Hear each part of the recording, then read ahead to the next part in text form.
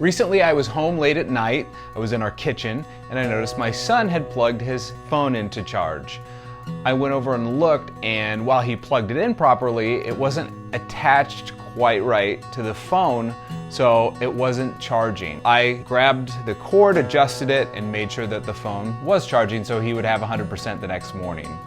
But after I did that, I actually felt a little guilty. Why? Because when you step in and save someone, you rob them of the opportunity to grow.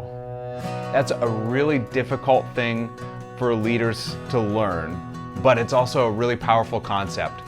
Author and speaker Mel Robbins really expressed this well. Every time you step in and you make the problem go away, you make the person a little weaker and more dependent on you. I think this is a huge issue with many parents today. You've heard of helicopter parents who are always stepping in and helping their child, who are overseeing absolutely everything they do, who's making sure that the child doesn't face any adversity, who's stepping in all the time. I think that can actually be really detrimental to our children. We need our kids to be able to face adversity because that's how they grow, that's how they get better. And the whole goal of parenting is to raise an incredible kid who becomes a great adult, who contributes to society, is self-sufficient, and is a wonderful person.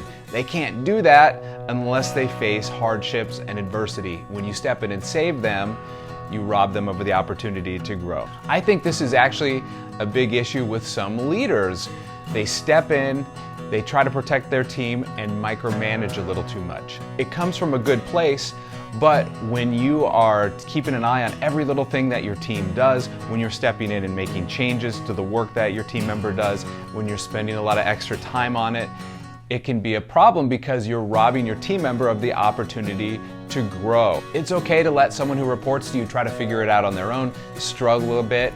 It's great to give someone the opportunity and the freedom to fail because that results in the opportunity for them to grow, to flourish, and get better.